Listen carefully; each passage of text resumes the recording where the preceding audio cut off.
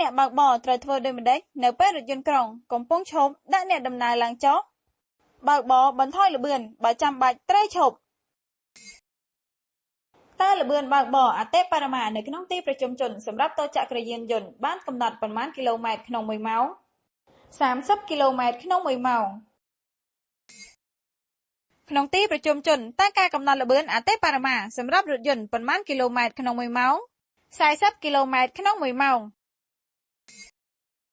នៅក្រៅទីប្រជុំជនតើការកំណត់ល្បឿនអតិបរមាសម្រាប់តូចចក្រយានយន្តទំហំស៊ីឡាំងលើសពី125សង់ទីម៉ែត្រគូបប៉ុន្មានគីឡូម៉ែត្រក្នុង1ម៉ោង70គីឡូម៉ែត្រក្នុង1ម៉ោងតើការកំណត់ល្បឿនបើកបរអតិបរមានៅក្រៅទីប្រជុំជន80គីឡូម៉ែត្រក្នុង1ម៉ោងសម្រាប់ប្រភេទយានយន្តអ្វីខ្លះសម្រាប់រថយន្តធុនស្រាលនិងរថយន្តដឹកអ្នកដំណើរតើរថយន្តដឹកទំនិញអាចឈប់ឬចតនៅជិតបង្គោលផ្លាកសញ្ញាចរាចរណ៍បានឬទេហាមឈប់ឬចតតើម្ចាស់យានជំនិះអាចបំពាក់ភ្លើងបំភ្លឺឬភ្លើងលម្អផ្សេងៗទៀតក្រៅពីការកំណត់លក្ខណៈបច្ចេកទេសរបស់យានជំនិះបានឬទេហាមបំពាក់បន្ថែមក្រៅទីប្រជុំជនតើការកំណត់ល្បឿនអតិបរមាសម្រាប់ត្រីចក្រយានយន្តឬតូចចក្រយានយន្តសណ្ដោងរមាក់ប៉ុន្មានគីឡូម៉ែត្រក្នុង1ម៉ោង40គីឡូម៉ែត្រក្នុង1ម៉ោងតើអ្នកបើកបរអាចចែងគ្នានៅត្រង់ផ្លូវកាត់រថភ្លើងដែលគ្មានរបាំងការពារបានដែរឬទេហាមចែងតើការកំណត់ល្បឿនបើកបរអតិបរមានៅក្រៅទីប្រជុំជន70គីឡូម៉ែត្រក្នុង1ម៉ោងសម្រាប់ប្រភេទយានយន្តអ្វីខ្លះតូចចក្រយានយន្តដែលមានទំហំស៊ីឡាំងលើសពី125សង់ទីម៉ែត្រគូបនិងរថយន្តដឹកទំនិញធុនធ្ងន់ពេលទៅជិតដល់ស្ពានឬជិតដល់ផ្លូវរថភ្លើងឆ្លងកាត់តើអ្នកបើកបរត្រូវធ្វើដូចម្តេចបន្ថយល្បឿនតើអ្នកបើកបរយានជំនិះគ្រប់ប្រភេទត្រូវចែងទៅខាងណាខាងឆ្វេងតើក្នុងករណីណាដែលអ្នកបើកបរអាចចែងទៅខាងស្ដាំបានយានដែលត្រូវចែងនោះឲ្យសញ្ញាប្តូរទិសខាងឆ្វេងហើយឈប់ឬត្រៀមបត់ឆ្វេងចំណុចសំខាន់បំផុតសម្រាប់សុវត្ថិភាពរបស់យានយន្តមានអ្វីខ្លះមានកង់ហ្វ្រាំងចង្កូតនិងគ្រឿងបំភ្លឺ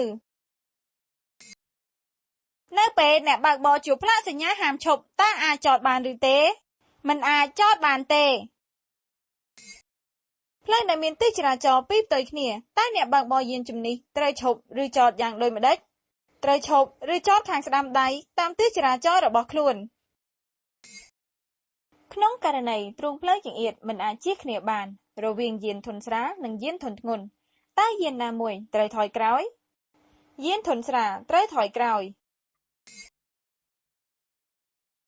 តើអ្នកអាចប្រើប្រាស់ស៊ីផ្លេខ្យល់នៅក្នុងទីក្រុងឬទីប្រជុំជនបានដែរឬទេហាមប្រើប្រាស់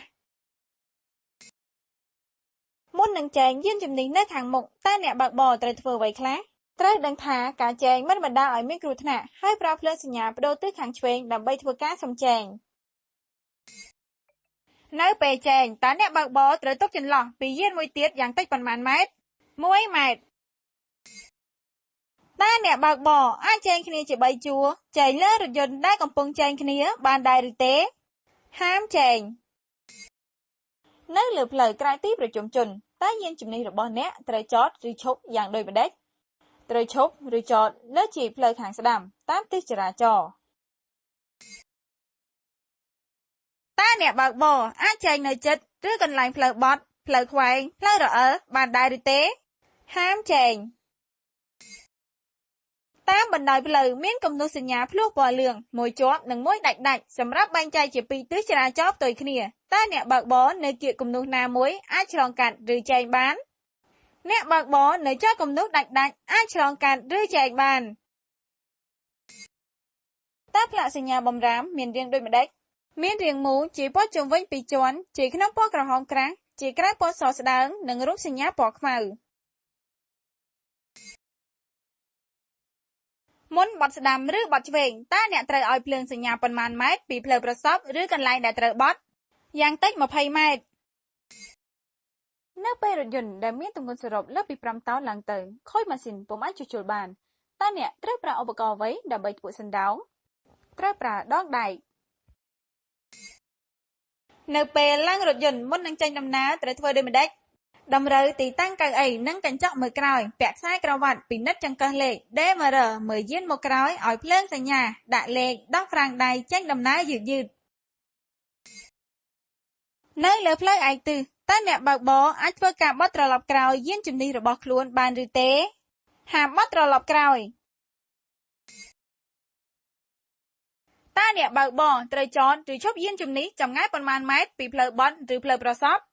យ៉ាងតិច5ម៉ែត្រនិងមហាវិថីយ៉ាងតិច10ម៉ែត្រ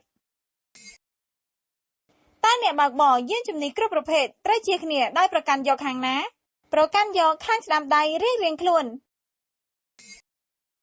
មុននឹងចូលក្នុងរថយន្តដើម្បីបើកបរថយក្រោយតើអ្នកត្រូវធ្វើអ្វីខ្លះ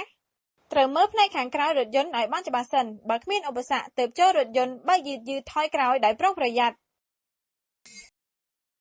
តើអ្នកអាចឈប់ឬចតលើគំនូសសញ្ញាសម្រាប់ថ្មើរជើងឆ្លងកាត់បានឬទេហាមឈប់ឬចតក្រៅទីប្រជុំជនតើការកំណត់ល្បឿនអតិបរមាសម្រាប់រថយន្តគ្រួសារប៉ុន្មានគីឡូម៉ែត្រក្នុង1ម៉ោង80គីឡូម៉ែត្រក្នុង1ម៉ោងនៅក្នុងទីក្រុងឬទីប្រជុំជនតើការឈប់ឬចតរថយន្តនៅលើទ្រូងផ្លូវមានចម្ងាយប៉ុន្មានពីគែមចិញ្ចើមផ្លូវមិនលើសពី25សង់ទីម៉ែត្រពេលដល់ផ្លូវប្រសប់ដែលមានដាក់ផ្លាកសញ្ញាឈប់តើអ្នកបើកបរត្រូវធ្វើដូចម្តេចចាំបាច់ត្រូវតែឈប់ទោះបីផ្លូវខាងមុខមានឬគ្មានយានជំនិះធ្វើចរាចរណ៍ក៏ដោយផ្លាកសញ្ញាគ្រោះថ្នាក់មានទ្រង់ទ្រាយដូចម្តេចមានរាងការ៉េមានអង្កត់ទ្រូងមួយជាខ្សែឈរមានជាយ2ជាន់ជាយក្នុងពណ៌ខ្មៅក្រាស់ជាក្រៅពណ៌សស្ដើងផ្ទៃពណ៌លឿងនិងរូបសញ្ញាពណ៌ខ្មៅតើអ្នកបើកបរអាចចែងគ្នានៅលើស្ពានបានដែរឬទេមិនអាចចែងបានជាដាច់ខាតនៅពេលយប់ក្រៅទីប្រជុំជនគ្មានចង្កៀងអគ្គិសនីបំភ្លឺយានជំនិះជួបគ្នាតើអ្នកបើកបរត្រូវប្រើភ្លើងអ្វីត្រូវបើកភ្លើងហ្វាហើយបើកភ្លើងកូដវិញតើកុមារដែលមានអាយុក្រោម10ឆ្នាំអាចឲ្យអង្គុយនៅកៅអីមុខនៃរថយន្តបានដែរឬទេមិនអាចអង្គុយបានទេបើអ្នកបើកបរក្រៅក្រុងក្នុងល្បឿន90គីឡូម៉ែត្រក្នុង1ម៉ោងតើពេលជាន់ហ្វ្រាំងអាចឈប់ចម្ងាយប៉ុន្មានម៉ែត្រនៅលើផ្លូវស្ងួតនិងប៉ុន្មានម៉ែត្រនៅលើផ្លូវសើមឬរអិល81ម៉ែត្រនៅលើផ្លូវស្ងួតនិង120ម៉ែត្រនៅលើផ្លូវសើមតើច្បាប់អនុញ្ញាតឲ្យប្រជាពលរដ្ឋអាយុប៉ុន្មានមានសិទ្ធិប្រឡងបើកបរប្រភេទរថយន្តធុនតូចបានអាយុ18ឆ្នាំឡើងទៅនៅលើទ្រូងផ្លូវមានទិសចរាចរណ៍2ដែលគ្មានគំនូសសញ្ញាបែងចែកទិសចរាចរណ៍តើអ្នកបើកបរត្រូវប្រើប្រាស់ទ្រូងផ្លូវដូចម្តេចត្រូវប្រើប្រាស់ពាក់កណ្ដាលទ្រូងផ្លូវផ្នែកខាងស្ដាំដោយបើកបរគៀកទៅខាងស្ដាំតើអ្នកបើកបរត្រូវប្រើភ្លើងអ្វីខ្លះនៅពេលដែលមានភ្លៀងខ្លាំងនៅក្នុងទីប្រជុំជនភ្លើងកូដបើមានរថយន្តនៅពីក្រោយសំចែងតើអ្នកត្រូវធ្វើដូចម្តេចបើខាងមុខគ្មានឧបសគ្គត្រូវឲ្យសញ្ញាបត់ស្ដាំបន្ថយល្បឿននិងអែបស្ដាំជាសញ្ញាអនុញ្ញាតឲ្យរថយន្តខាងក្រោយអាចចែងបាននៅលើទ្រូងផ្លូវមានទិសចរាចរណ៍2ហើយមានគំនូសបែងចែកទ្រូងផ្លូវតើអ្នកបើកបរត្រូវប្រកាន់យកចំណែកផ្លូវខាងណាត្រូវប្រកាន់យកចំណែកផ្លូវខាងស្ដាំរថយន្តប្រភេទណាខ្លះមានសិទ្ធិអាទិភាពជាងគេនៅលើទ្រូងផ្លូវសាធារណៈរថយន្តពន្លត់អគ្គិភ័យសង្គ្រោះបន្ទាន់នគរបាលយោធាអាវុធហត្ថយានជំនិះ2ជួបគ្នាមួយនៅក្នុងខ្សែរង្វង់មូលមួយនៅក្រៅខ្សែរង្វង់មូលគ្មានផ្លាកសញ្ញាបញ្ជាទិសតើមួយណាមានសិទ្ធិអាទិភាពយានជំនិះមកពីស្ដាំដៃ